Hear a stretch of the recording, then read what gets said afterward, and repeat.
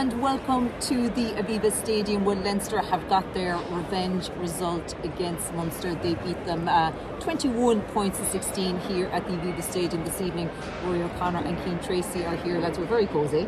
Yeah, absolutely. We're a long way from the sunshine in France now. It does. We feel like we're back on terra firma, and a couple of the Ireland lads have been tearing strips out of each other for the last 80 minutes. So, great game. What do you make of that? Yeah, it was great game. Yeah. Like a really good, high quality. Look, there was errors. There were things that both teams will be annoyed about, and Leinster, I think, will be almost more frustrated than Munster in many ways. But in terms of spectacle, in terms of like bang for your buck for the 49,000 who were here, like a serious quality game, and a number of players who took their opportunity as well in front of Andy Farrell. So that's going to be a big talking point in the aftermath. And both two teams who are motoring very well. Like Munster won't lose any heart, I think, from giving Leinster a right good go here. And 2 weeks out from Europe, they're both in a really good place. Yeah, I agree. They won't lose heart for sure, but I think they'll be really frustrated when they look back, particularly in the review. I thought Leinster were there for the taking. I mean, I know they were the amount of errors they made were obviously so uncharacteristic, but when you get Leinster on such a rare, I mean, I'm kind of reluctant to call it an off night, but by their own high standards, they were very sloppy. And I think when Munster look back in it, they will be really frustrated by some of the tries that they conceded. Jordan Larmour's try, really well finished by Larmour, but just way too soft from a Munster point of view. And Munster had done so much well, throughout the game. They stuck in there. I mean, the try that they scored early on was, absolutely sensational. Cracking team try. That's going to be a try of the season contender. I mean, Simon Zebo rolling back the years, who I thought was very good, but he won't want to see a replay of Larmour's try, himself and Shane Daly. Like I said, it was just too soft. But like Rod said, Munster, I don't think will be too downhearted about it. They ran it was 15, all 15 Leinster players were Ireland internationals, with Jordan Larmour the only one who wasn't at the World Cups. I mean, that's the kind of calibre you're talking about. Munster obviously missing a couple of key guys, but I thought they fronted up really well. You mentioned it there, Rod, a couple of guys who did their reputation no harm at all. I thought John Hodnett was probably at the front of that. Yeah. As Rod said, Andy Farrell was here watching on. I think he'd had to have been seriously impressed. I think he ran out of steam just after the hour, and that was probably why he came off. I think he made 14 tackles in the end, but it was the quality of the tackles that he made. He was a willing ball carrier all night, so I mean, it certainly did his reputation no harm at all. I just think that Munster, when they look at this in the cold light of day, they will be frustrated because there was an opportunity here and they missed that opportunity. But they can bring back Peter O'Mahony, R.G. Snyman, Mike Haley, Alex Nankerville. Of their starting, team, if they were playing in a knockout game, if they were all fit, they have more to bring back. James Lowe was really the only Leinster starter who wasn't playing today. And I thought Leinster were incredibly sloppy, and if they played that way, the thing about Leinster is we don't get to judge them really until the tail end of the season.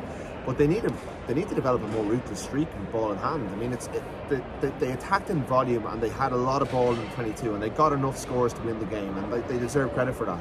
But the amount of times they got into the 22 and butchered chances, knocked the ball on, Ireland internationals spinning balls in contact. Now they're under pressure, and Tyburn had a big game in defence at times. So they'll be really frustrated. Munster will be frustrated that they had Leinster where they wanted them, and then Tyburn threw an offload that he'd never throw normally, and Gibson Park gets a freebie at a time where Leinster were growing more and more more frustrated with what was going on. So both teams will have their frustrations, but at the same time Leinster will look at it and go, well, if we get into the 22 that often against any team, we're going to score more if we just make a couple of tweaks and a couple of improvements and look off after the ball better. Conversely, Munster will look at it and go, right, we'll get a few bodies back. We've just stayed with basically Ireland for 80 minutes. We were in with a shout of winning it. In the last 5 minutes, Conor Murray tiptoeing down the left wing, and Leinster had to defend. And Caelan Doris came up with a couple of big plays, as big players do. So it's a night where they both have frustrations. But I think in the long term, across the season, I don't think Leinster did enough they were in the right areas to get a winning bonus point, but I think a 5-point defeat, Munster got back with a losing bonus, and Leinster didn't do enough to get the winning bonus. It's a fair reflection on where they're both at the moment. They looked shocked, didn't they, after Craig Casey scored that opening try after 5 minutes. Munster could have got another, only for Stephen Archer, which would have been sweet for him on the night, becoming Munster's all-time record caps holder. But they look shocked with the amount. We probably won't see Leinster players make those that amount of mistakes again. I thought the defence, I mean, Nienaber, I don't think he was here. They won't tell us when he's coming. It's really weird. Do you think they know when he's coming? It's very strange. They need to come back from the Sun Lounger at this stage. Unusual. I don't think he's on. I think he's got SARU commitments, but I mean, he's down in the programme as Leinster's senior coach, and he's not here. And look, Sean O'Brien is a highly regarded. You know, we all know how smart he is, and he's been running the defence. But I thought the way they were carved open in that sequence, and I thought Gary Ringrose, myself and Luke talked about this on the podcast on Thursday. Like, again, he made a really bad defensive read. You know, Henshaw didn't get to, I can't remember who released the pass, but it was a lovely, really well constructed try. But Ringrose makes an error. He slips off Jack Crowley, makes another missed tackle later on. That's something I want to see what Nina makes of all of this, because I think Leinster's defence, like, it was brilliant in the second half when they needed it to be, but in that moment they got torn asunder, and La Rochelle and Ron O'Gara will have watched that and taken something from it. Look, Henshaw's been out for a while, he hasn't played with Ringrose for a while, and we're still seeing these players find their way. But the senior coach not being here surely is a bit of an issue, and like, they need to get him in, and he needs to get his ideas in. And like, another thing I thought was very strange is they picked the 6-2 bench and didn't bring on James Culhane until the 81st minute. Now look, Jack Conan got man of the match, and I thought Caelan Doris was definitely in the frame, if not the best player on the pitch, so maybe there was no one to bring off. But at the same time, like, Leinster don't use their bench well enough, I think, in the big games at the end of the season. They don't weaponise what they can. Why pick 6 forwards in the bench and then leave one in the stands? Albeit a very inexperienced player, but he's picked for a reason, to have an impact. And he doesn't come on. Likes of Ryan Baird, I mean, and Jason Jenkins, some really like experienced guys. And I agree with you. I mean, if you're going to be picking a young guy, then surely he has to play, because like, you look at the quality that Leinster. It's the thing that you've talked about a couple of times. Like, why is Andrew Porter playing 72 minutes in a regular season URC game? I mean, that is a recipe in my book for disaster. He was excellent. He's an incredibly fit player, but both Leinster and Ireland need him to be doing the same things he was doing here in May, June, July. And you know, Jack Boyle was picked on the bench. Jack Boyle did well when he came on, but he only came on after 72 minutes. This is hypercritical stuff, but this is where Leinster need to be if they're going to get over the line in a couple of months' time. I don't think they should be satisfied with what they produced out there. Cian, one of the big talking points as well coming into this game was who was going to put their case forward even more for the Ireland starting 10 jersey. We didn't quite get that showdown between Jack Crowley and Ross Byrne. Obviously, Ross had to go off after making that tackle on Craig Casey during that try. I think it was an elbow kind of arm. I saw him kind of with ice. But Cian Frawley, very impressive tonight. Yeah, he looked really as good. Was Jack Crowley. Yeah, I actually thought both of them, I'm glad you mentioned Jack Crowley as well, I thought both of them were really, really good. We'll start with Cian Frawley. I mean, it's something, you mentioned Luke there. Luke has been banging on about this for the last couple of years, that this guy should be getting more game time at 10, and I thought we saw exactly why that was the case. He just has this like brilliant sense of, I think, timing on the ball. He brings lovely shape to Leinster's attack. He made a cracking break there in the second half, and he reads the game well. I mean, you see why he is so versatile, because he is such an accomplished footballer, but he was very confident in everything I thought he did. He's a big guy in the defensive line as well, which really helps, and I thought Jack Crowley on the other side was really impressive as well. I mean, the touchline conversion that he nailed from Craig Casey's try would have, I suppose, settled any nerves, but the guy just doesn't really look like he's ever that nervous. You think he kicked one out in the full, which he'll obviously be frustrated with, but he doesn't get fazed by making mistakes at all. I mean, he came up with an absolutely brilliant breakdown turnover here in the second half, which was crucial. And I mean, Rod, you did a really good interview with him in today's paper and online. I mean, he talks about kind of relishing the physical stuff, and there's definitely a bit of Johnny Sexton in him from that regard. So I thought he did really well. I thought Munster's attack did fire in a couple of occasions. You mentioned the one, Sinead, just after the early try. I think they'll be gutted they didn't score from that, and Crowley was the one kind of with beautiful shape that occasion. Zebo was involved as well, so they're the kind of moments I think that they look back on. But in terms of two young guys going head to head, it wasn't the kind of head to head that we were expecting, much of the frustration of Ross Byrne. But Cian Frawley's performance, I think, certainly makes it a live conversation again, that this guy deserves to be playing more start in the sports ground next week. Yeah, I think he will. I think he's now, like, if Harry Byrne is picked, say Ross Byrne is out for 4 or 5 weeks and Harry Byrne is fast tracked ahead of Cian Frawley, I think that would be deeply unfair on Cian Frawley, who has just shown in front of 49,000 people that he is a very good out half. Andy Farrell believes it. You know, if things have broken a bit differently for him, if he'd been fit this time last year, the emerging Ireland, then the November internationals, Crowley got his opportunity. Crowley and Byrne went to the World Cup. Ross Byrne got his opportunity here almost exactly a year ago when he nailed that penalty against Australia. I think Frawley the reason Luke Fitzgerald is so frustrated about it is because he could see what we saw today, and maybe this is the moment we talk about sliding doors moments for players, and Ross Byrne's one was that Australia game, cruel on him. But I'd say he was a worried man watching it. I saw him consulting Harry on the big screen at one stage. It wasn't a great night for either of them. Harry didn't make the 23. I think Sam Prendergast is still a little bit off in terms of making the Leinster first team and that sort of thing. I think this is more of a development season for him.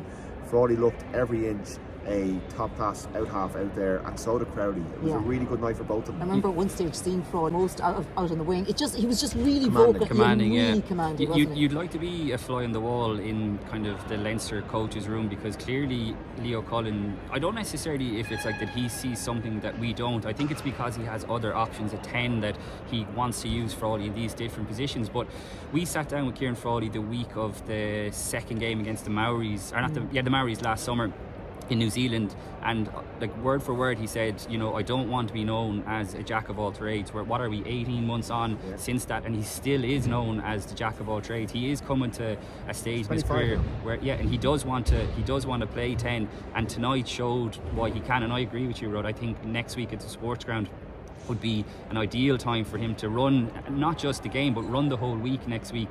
Then you're leading into La Rochelle. Obviously a lot will depend on the severity of Ross Byrne's injury, because I think if Ross Byrne is fit then he will start in that La Rochelle game. But if Kieran Frawley does start next weekend at sports ground and goes well, then he makes a compelling case to start against La Rochelle. And you would imagine that Stuart Lancaster has had a massive influence in that pecking order over the last couple of years, and there is, as we've already alluded to, a very fresh set of eyes coming in, a man who has no ties to any of these players, who's seeing them all for the first time, and will make big decisions around who goes there, because the senior coach will have a big influence into picking the 10. So like Frawley does great work in the defence as well. That time he's spent in the centre was very important. I spoke to Jack Crowley about the fact that he has played 9 in school, he's played 12, 15, it helps him see the picture. Frawley, the benefit of the versatility he's shown, the fact that he's been bumped around, is that he knows all of those roles. I think Ian Arbor would have been really impressed with what he brought tonight, and he might force the issue on Frawley's behalf in the next couple of weeks as he gets involved in those selection meetings. So it's a very timely time to have a big game for Leinster. What would be the takeaway from Munster? We saw their interplay for that opening try. Craig Casey started off by Shane Daly and his brilliant catch in the back, and the Frisch and the Zebo showing his pace. What will they take from tonight's game? I think they'll take that the gap has closed with Leinster. If you were to look at this game on paper, Leinster should have won certainly by more than what they did. And I know Munster that's what we thought yesterday when we saw their team. And I think that's fair enough. That's not being disrespectful to Munster as the URC champions, but the Leinster team that they beat here last year in the semi-final wasn't the fully locked and loaded Leinster team, yet it was tonight, and Munster weren't the ones who were fully stacked. So I think they'll take huge confidence. I don't think they'll be massively deterred from the fact that they came up here and they lost. It was crucial that they got the losing bonus point, and Tadhg Byrne cost his side a try with that loose offload, but he made up for it at the very end there with the breakdown turnover. I think it was on Jack Conan, as it looked like Leinster were certainly going to score a try. So that was a huge moment, and come the end of the season, that point could be really crucial, and I think it would have been desperately unfair on Munster if they had come away from here empty-handed, because like I said, I think when they reflect on this and look at the review, they'll feel like they could have won this game. And they have very, very good players coming through. We kind of knew it, but as we made those predictions yesterday and as we looked at the teams on paper, you're looking at reputations, and I think Tom Ahern enhanced his reputation tonight. John Hoddett enhanced his reputation tonight. What did you think of Tom Ahern as a 6? It was I interesting, wasn't it? It was interesting that we kind of all would have expected, I think, either Ahern or a Dogboat to start in the second row and Tadhg Byrne to move, but they obviously want Byrne's scrummaging experience as well. I thought John Klein was very good, quietly effective once again. Threw himself around. He had a good, you pointed it out to me, but he had a good, he hurled Joe McCarthy, who again was outstanding. Excellent. But he hurled him out of a ruck backwards at one stage when he was messing things about.